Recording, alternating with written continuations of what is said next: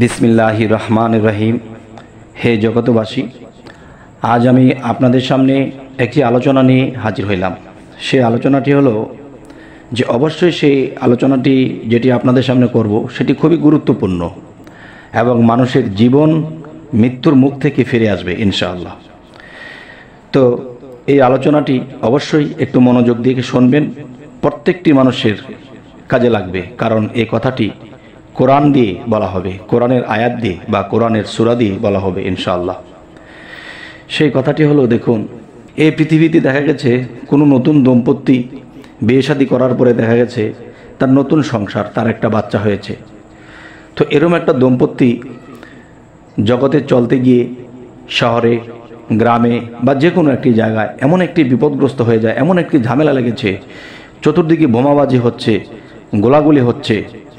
তখন দেখা যায় এই লোকটি বাঁচতে চেয়েও বাঁচতে পারে না। তখন দেখা যায় আল্লাহকে কখনো দোষ দেওয়া যাবে না। আল্লাহ কিন্তু বলেছে, তোমরা সতর্ক হইবার জন্যে আমি আমার দোস্তর কাছে, আমি আমার রাসূলের কাছে আমি কোরআন নাজিল করেছি, এবং কোরআনের সূরা এবং কোরআনের কিছু আয়াত দ্বারা তোমরা নিজেকে সেভ করতে পারো, নিজেকে বাঁচিয়ে রাখতে পারো, কিন্তু তোমরা তা করো না। তো সেই কথাগুলো হলো, দেখুন, যখন আপনি, আমি বা কোনো নতুন দম্পতি বা কোনো অল্প বয়সের ছেলে বা বৃদ্ধ বা মধ্যবয়সী, অনেক মানুষই অনেক দিকে চলাফেরা করে, অনেক কিছু করে। এখন দেখা যায় একটি জায়গাতে আপনি গিয়েছেন, গিয়ে দেখেন গোলাগুলি, চতুর্দিক থেকে গুলি ছড়ছে। এখান থেকে আপনি কি করে বাঁচবেন? তো এই জন্য আমি বলবো যে কোরআনের আইন যদি আমরা মানি, আল্লাহকে যদি বিশ্বাস করি, আল্লাহর কোরআনকে যদি বিশ্বাস করি, তাহলে কি করব? যে এরকম গোলাগুলির মধ্যে গুলি করেছে একজনকে, লেগেছে আরেকজনের শরীরে, আরেকজন বিদ্ধ হয়ে মারা গেছে। তো এরকম গোলাগুলির মধ্যে যদি আপনি পড়ে যান, তখন কি করবেন? তখন মৃত্যুবরণ করলেও আমরা আল্লাহর কাছে দোষী, এবং বেঁচে থাকতেও আল্লাহর কাছে দোষী। তবে আমরা কি করলে এরকম গ্যাঞ্জাম থেকে, এরকম গুলিবিদ্ধ থেকে, এরকম বোমাবাজি থেকে আমরা বাঁচতে পারবো? সেই কথাটি হলো যে, দেখুন, যে আপনি যখন বাড়ি থেকে বের হবেন, আপনি বাড়ি থেকে যখন বের হবেন, তখন আপনি কোন নিয়ম, কোন বিষয়গুলো মানবেন? দেখেন, যে একটা কথা বলে থাকে, সময়ের চেয়ে জীবনের মূল্য অনেক বেশি। কিন্তু আমরা দেখা যায় যে সময়ের মূল্য দিচ্ছি, কিন্তু আমার জীবনের মূল্য দিচ্ছি না। আরে, জীবন যদি আমার বেঁচে থাকে আল্লাহর ইবাদত করতে পারবো, জীবন যদি বেঁচে থাকে আমরা জীবনে সাফল্য কিছু করে যেতে পারবো। এখন দেখা যায় যে আমরা জীবন বাঁচানোর জন্য কোরআনের দিকে লক্ষ্য করি না, কোরআনের কিছু কিছু বিষয়ের দিকে আমরা লক্ষ্য করি না, যার ফলে অকালে আমাদের জীবন হারাতে হয়।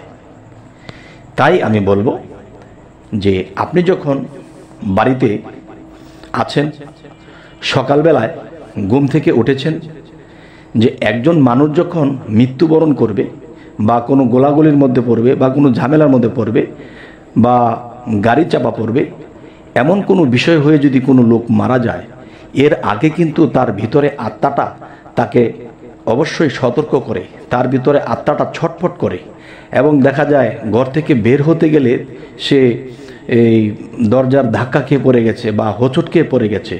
তারপরেও কিন্তু একজন মানুষের হুঁশ হচ্ছে না, যে বাধা সৃষ্টি হচ্ছে। তো আমি বলবো যে কোরআনের আইন অনুসারে কোরআনের সূরাগুলোর দিকে দৃষ্টি আকর্ষণ করছি, এবং আপনারা আমার কথাগুলো অবশ্যই খেয়াল করে শুনবেন এবং এভাবে করবেন। ইনশাল্লাহ আপনাদের শরীরে গুলিবিদ্ধ হবে না, আপনাদের শরীরে বোমা বাস্ট হবে না, আপনার দাম্পত্য সুন্দর নতুন জীবনটা আপনার নষ্ট হবে না, এবং এই পৃথিবীতে যতদিন বাঁচবেন আল্লাহর ইবাদত করে মৃত্যুবরণ করতে পারবেন। সেই কথাগুলো হলো, দেখেন, যে প্রথমত আপনি কি করবেন? প্রথমত সূরা ফাতিহা 3 বার, দ্বিতীয়ত সূরা ইখলাস 3 বার, ফালাক 1 বার, নাস 1 বার। এটা পরে আপনি 3টা ফু দিবেন আপনার সর্ব অঙ্গে, আপনার হাতের মধ্যে ফু দিয়ে মাথা থেকে শুরু করে একেবারে এই নিচের দিকে আপনি হাতটা ডলা দিয়ে দিবেন। এই এক। আরেকটা বিষয় হলো যে যদিও কষ্ট হয় এই কাজটি করবেন। যেমন আয়াতুল কুরসি 7 বার, আয়াতুল কুরসি 7 বার পরে আপনার নিজের বুকে আপনি ফু দিবেন এবং হাতের মধ্যে নিয়ে আপনার মাথা থেকে মোচন করে আপনি নিচের দিকে নামিয়ে দেবেন। তখন কি হবে যে ইখলাসের মধ্যে আল্লাহ কি বলতেছে, ফাতিহার মধ্যে আল্লাহ কি বলতেছে, ফাতিহা সূরার মধ্যে যে আল্লাহর কাছে চাওয়া হতেছে যে হে আল্লাহ, আপনি আমাকে সহজ সরল পথ দান করেন। আমরা কিন্তু সেই সহজ সরল পথ আল্লাহর কাছে চেয়ে নিচ্ছি, এখন কঠিন পথে আল্লাহ আমাকে নেবে না। এই এক। আরেক হলো যে আল্লাহকে স্বীকার করেছি, আল্লাহ তুমি এক, আল্লাহ তুমি জন্ম নেও না, জন্ম দেও না, তুমি স্বয়ংসম্পূর্ণ। আল্লাহকে স্বীকার করেছি। তখন কি হয়েছে যে আমার নিজের মধ্যে ফুঁক দিয়েছি এবং সূরা ফালাক এবং নাস যখন পড়েছি তখন শয়তানের প্রবঞ্চনা হইতে আমাকে আল্লাহ রক্ষা করবে। যেমন সূরা নাসের মধ্যে কয়েকটা শয়তানের কথা বলা হয়েছে, ইবলিস শয়তান, নাস শয়তান, এরপরে বিভিন্ন শয়তানের কথা সূরা নাস এবং ফালাক যখন আমরা পড়ব তখন মানুষ আমাকে কুদৃষ্টি করবে, মানুষ আমাকে শত্রুমি করবে, মানুষ আমাকে গুলি করে দেবে, মানুষ আমাকে, তখন আল্লাহ সেই ইখলাস এবং ফাতিহার সূরা ফাতিহা এবং ইখলাস যে পড়েছি তখন সেটার যে একটা গুণ ক্ষমতা আল্লাহর বিশেষ পাওয়ার দেওয়া আছে, তখন এটার উচিলাতে আল্লাহ আমাকে রক্ষা করবেন। আরও একটি বিষয় রয়ে গেছে, সেটি হলো কি আয়াতুল কুরসি আপনি যখন 7 বার পাঠ করবেন, আর আল্লাহ কি বলেছে, যারা আমার আয়াতুল কুরসি পাঠ করে এবং নিজের মধ্যে ফুঁক দেয় এবং ফুঁক দেওয়ার পরে কি করবেন, যে পিছনে সেই 4টি ছুরা তো করেছেন, পরে নিজের মধ্যে ফুঁক দিয়েছেন এবং শেষে 7 বার যখন আপনি আয়াতুল কুরসি পাঠ করবেন তখন আল্লাহ কি বলেছে যে আয়াতুল কুরসি পড়ে 7 বার পরে যখন নিজের মধ্যে ফুঁক দেওয়া হয় তখন আল্লাহ কি বলেছে যে আমি রহমতের ফেরেশতা দ্বারা আমি তাকে হেফাজত করি। সুবহানাল্লাহ, সুবহানাল্লাহ, আলহামদুলিল্লাহ, যে আমি তাকে হেফাজত করি। তখন সে যদি কোনো গোলমালে পড়ে যায়, সে যদি কোনো ওরকম অস্ত্রর আঘাতের মধ্যে পড়ে যায়, তখন আল্লাহ সেই রহমতের ফেরেশতা দ্বারা আপনাকে হেফাজত করবে। আলহামদুলিল্লাহ। হে জগতবাসী, আজকের এই আলোচনাটি আমার জন্য খুবই গুরুত্বপূর্ণ, তবে আপনাদের কাছেও গুরুত্বপূর্ণ ইনশাল্লাহ। আচ্ছা, আরও একটি বিষয় হলো কি, আপনি যখন ঘর থেকে বের হয়ে যাবেন তখন কি হবে, তখন আপনি দাঁড়িয়ে যে আছেন অবশ্যই শরীরটা পবিত্র থাকতে হবে। আপনি কেবলামুখী হয়ে সরাসরি একটা সেজদা দিবেন, কোনো রুকু নয়, সরাসরি একটা সেজদা দিবেন। সরাসরি যখন একটা সেজদা দেওয়া হবে আর সেখান থেকে যখন উঠব, যে মনে হলো শরীরের লোমগুলো শিহরে যাচ্ছে এবং সেজদা দিয়ে যখন উঠছি মনে হয় আল্লাহর কুদরতি হাতে আমার মাথায় কে যেন ছুঁয়ে দিচ্ছে। সুবহানাল্লাহ। তখন আপনি এই সেজদাটা দিলেন কি, যে আল্লাহকে আমার মধ্যে এবং বাহিরে সর্বময় যে আল্লাহ বিরাজমান, তখন আল্লাহ আমার প্রতি খেয়াল রাখবে এবং রহমতের ফেরেশতা দ্বারা আমাকে পর্যবেক্ষণ করে রাখবেন যেন আমার কোনো ক্ষতি না হয়। আচ্ছা, এই বলে চলে যাবেন। তো অবশ্যই আপনি যে হোঁচট খেয়েছিলেন, আপনি যে পড়ে গেছেন, আপনি যে একটা সমস্যা বোধ করেছেন, তখন আপনি কি দেখবেন, তখন দেখবেন যে আপনি যাওয়ার পরে যে অবশ্যই কোনো গোলমাল বা কোনো ঝামেলা বা কোনো গাড়ির অ্যাক্সিডেন্ট বা বোমাবাজি যে কোনো একটা বিপদ আপনি দেখতে পাচ্ছেন।